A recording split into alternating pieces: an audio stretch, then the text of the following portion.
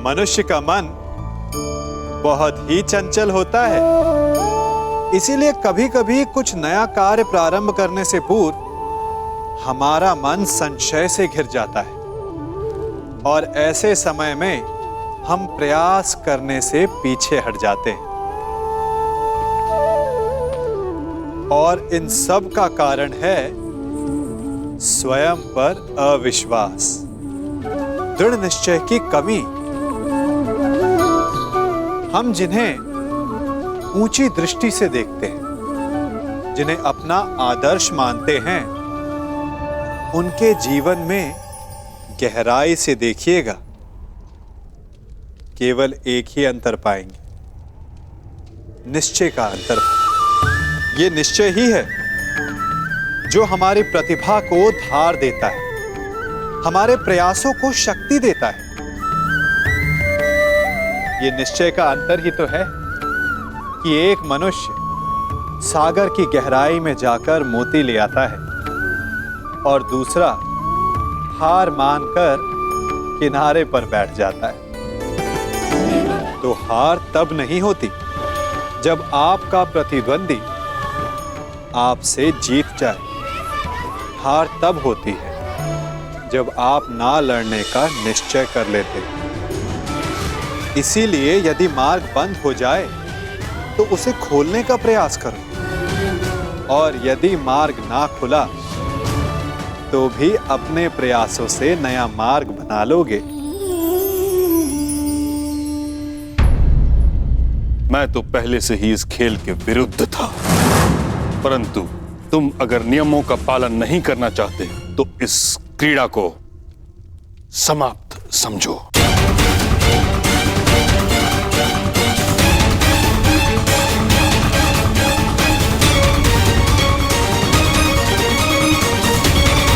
युधिष्ठिर सम्राट हैं और आप युवराज हैं कुमार। आप दोनों का पद और संपत्ति समान नहीं है, इसलिए दांव केवल उस पर खेला जाए जिस पर आपका अधिकार हो। सत्य कह रहे हैं महात्मा विदुर, और मैं इनके कथन का समर्थन करता हूं। परंतु दुर्योधन, अरे इतने महान विद्वान प्रकांड पंडित नियम बना रहे हैं तो हमें स्वीकार है। मामा इन सबको इन्हीं के नियमों में बांधेगा तुम्हारा मामा आज। स्वीकार है। महामहिम, हमें आपके सारे नियम स्वीकार है।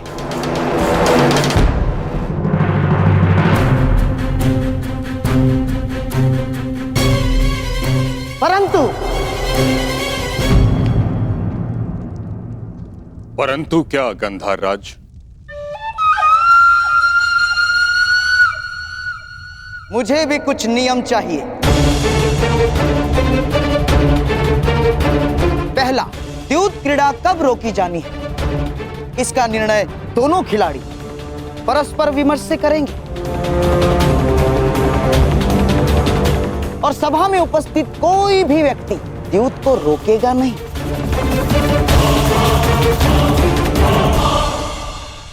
मुझे शकुनी के इस नियम में कोई आपत्ति दिखाई नहीं देती। स्वीकार है। धन्यवाद महाराज। और हाँ, और एक बात, यहाँ जिस भांति नियम बनाए गए उससे यह स्पष्ट प्रतीत होता है कि महानुभाव के मन में यह विश्वास बैठा है कि मैं यहाँ कोई छल करूंगा। इसीलिए मैं चाहता हूं कि जब तक द्यूत क्रीड़ा चलेगी, सभा स्थल को छोड़कर कोई नहीं जा पाएगा।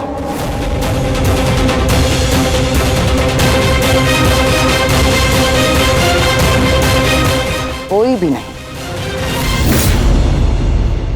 तो कहिए सम्राट, स्वीकार है आपको? स्वीकार है।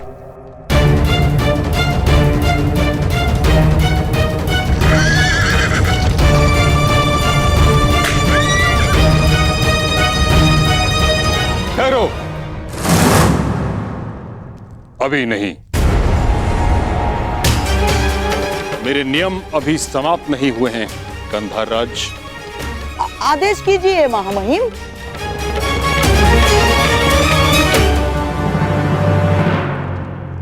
इस सभा में स्त्रियां प्रस्तुत नहीं होंगी।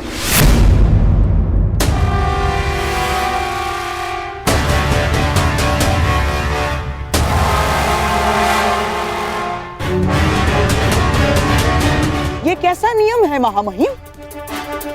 सम्राट खेल रहे हैं तो साम्राज्ञी का यहाँ होना आवश्यक है।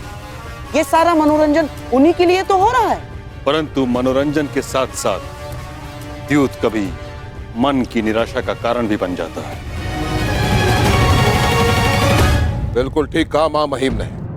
और वैसे भी शास्त्रों के अनुसार एक स्त्री केवल और केवल अपने पति के साथ ही चौसर खेल सकती है और किसी के साथ नहीं। और यदि ऐसा ना हुआ तो मैं सर्वप्रथम इसका विरोध करूंगा। ठीक कहा गुरुद्रोण ने।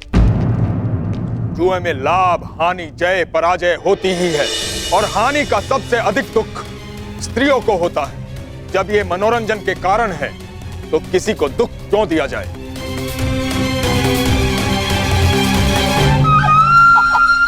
ठीक है महामहिम, अब गंगा पुत्र ने नियम बनाए हैं तो मानने तो होंगे ही। ये भी नियम स्वीकार है।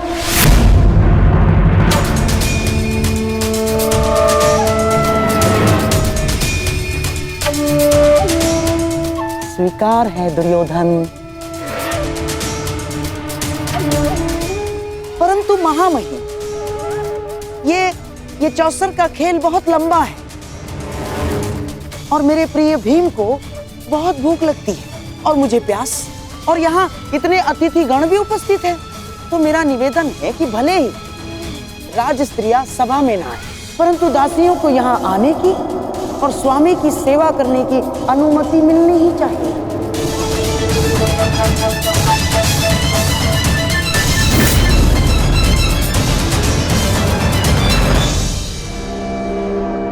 ठीक, दासियों पर यह नियम लागू नहीं होगा।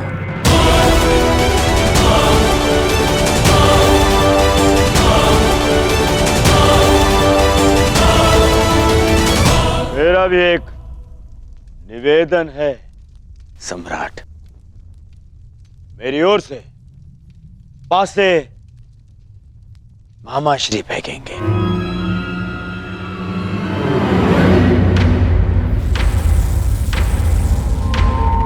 क्यों दुर्योधन, पराजय से भयभीत हो?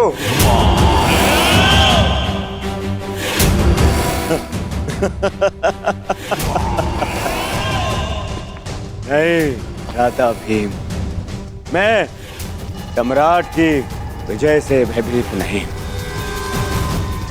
परंतु क्या करूं, इस समय मेरे हाथ पासे फेंकने के सक्षम नहीं है।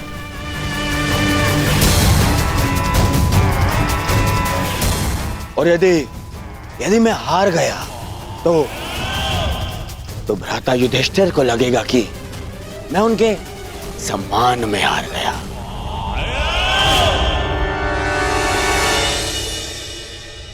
परंतु क्या द्यूत में यह नियम है कि पासे कोई और चले?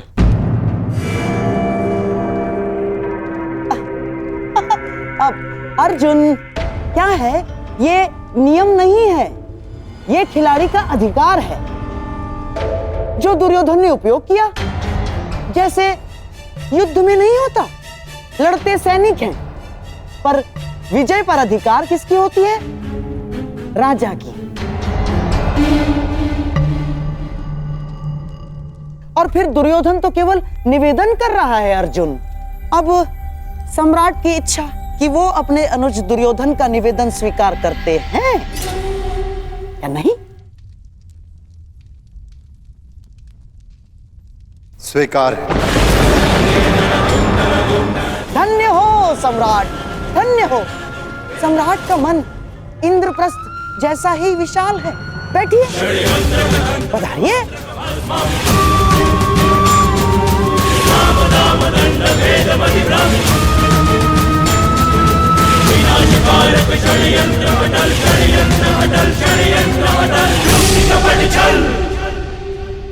अब मेरा राज स्त्रियों से निवेदन है कि वो अंतःपुर की ओर प्रस्थान करें।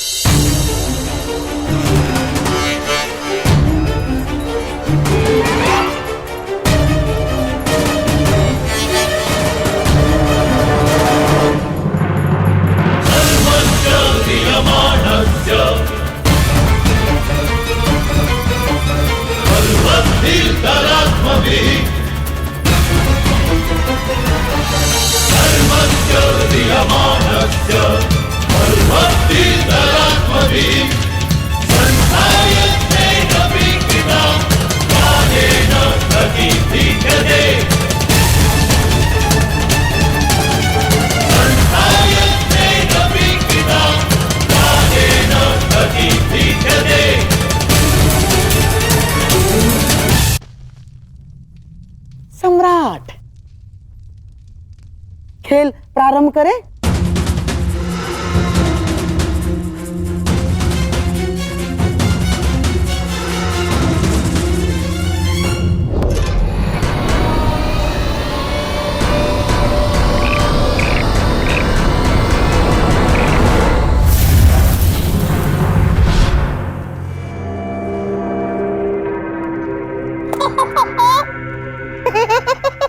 पहले ही चाल में पौ मारा। प्रतीत होता है कि भाग्य भी चक्रवर्ती सम्राट के अधीन है।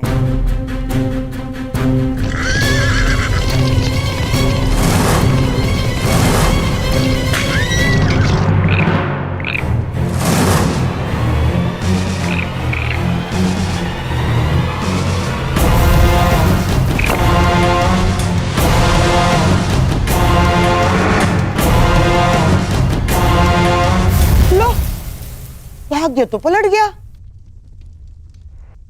इस बार दुर्योधन आगे निकल गया।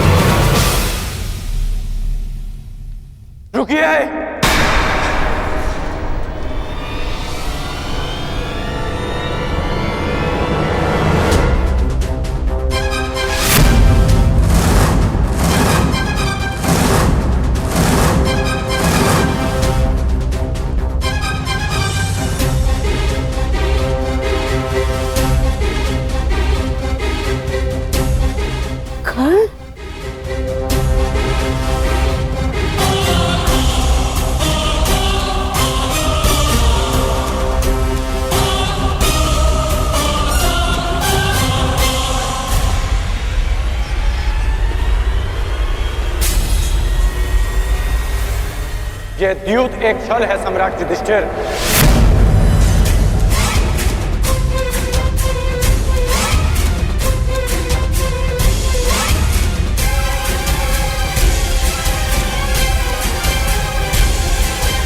और गांधार राजद्यूत में आपका सब कुछ छीन लेना चाहते हैं।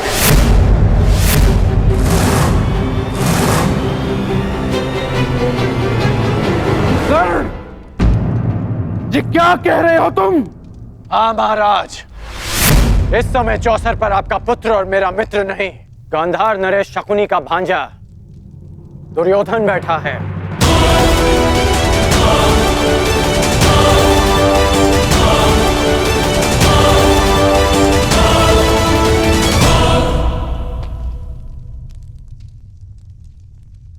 मित्र, रुक जाओ मित्र, अभी भी कुछ नहीं बिगड़ा। हर कर्म के अपने फल होते हैं मित्र। हर क्रिया की प्रतिक्रिया होती है। हम वही काटते हैं जो हमने बोया है। और तुम कुछ ऐसा मत बो देना मित्र जिसका दुष्परिणाम भविष्य को काटना पड़े। सच्चा मित्र सिर्फ वो नहीं होता जो हर मार्ग पर आपके साथ चले, बल्कि सच्चा मित्र वो होता है जो आपको कुमार्ग पर चलने से रोके। अद्भुत अंगराज, अद्भुत। अपने मित्र के विरोध में जाने को तुम मित्रता कहते हो?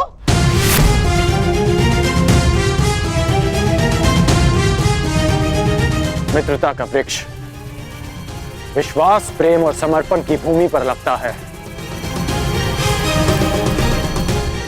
आप केवल छल करना जानते हैं गांधार राज, और उस छल से अनेक शत्रु उत्पन्न करना जानते हैं। और इस समय भी आप छल से पांडवों का सब कुछ छीन लेना चाहते हैं।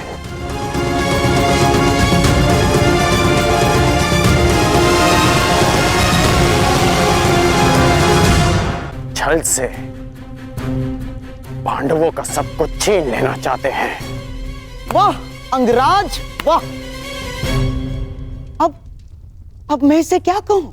महान मित्रता या फिर सबसे बड़ा मिथ्या आरोप? ध्यान से देखो इस चौसर को अंगराज। सम्राट युधिष्ठिर दुर्योधन से सब कुछ जीतने से केवल एक पग दूर है। तुम्हारा ये परम मित्र दुर्योधन अपना सब कुछ हारने की सीमा पर खड़ा है, और तुम मुझ पर और दुर्योधन पर छल का आरोप लगा रहे हो।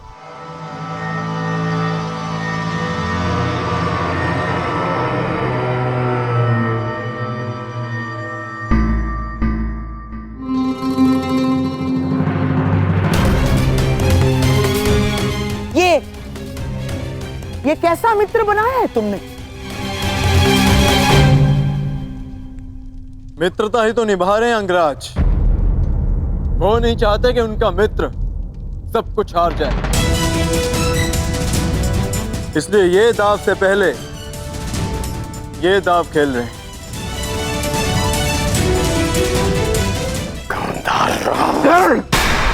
ये क्या कह रहे हो तुम? इस भांति राजसभा में आकर किसी पर लांछन लगाना सही बात नहीं है अंगराज। यहां सबके समक्ष खेल हो रहा है, कोई छल नहीं हुआ है। अब प्रलाप बंद कीजिए और शांति से अपना स्थान ग्रहण कीजिए। यहां मुझ पर सबसे बड़ा उत्तरदायित्व है मेरे दुर्योधन को इस हार से बचाना। चाहिए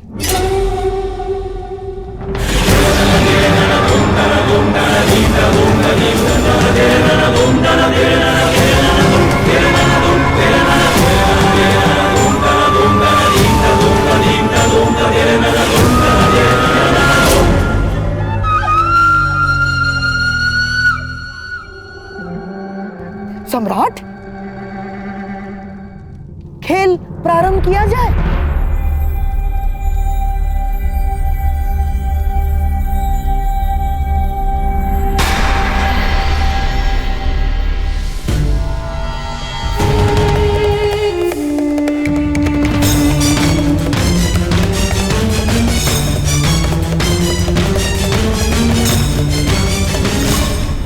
बधाई हो जयेश, बधाई हो, आप विजयी हुए। अब बताइए अंगराज, क्या ये छल है?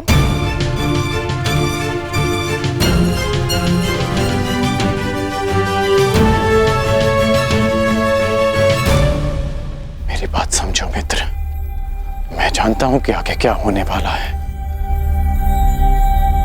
मैंने आज तक तुमसे कुछ नहीं मांगा, परंतु आज मांग रहा। इस खेल को रोक दो, तुम्हारा प्रतिशोध लिया जाएगा मित्र। मैं लूंगा तुम्हारा प्रतिशोध, परंतु युद्ध भूमि में, युद्ध क्रीड़ा में नहीं। मैं वचन देता हूं मित्र कि संसार की सारी संपत्ति विजयी करके तुम्हारे चरणों में रख दूंगा। बस इस खेल को रोक दो मित्र।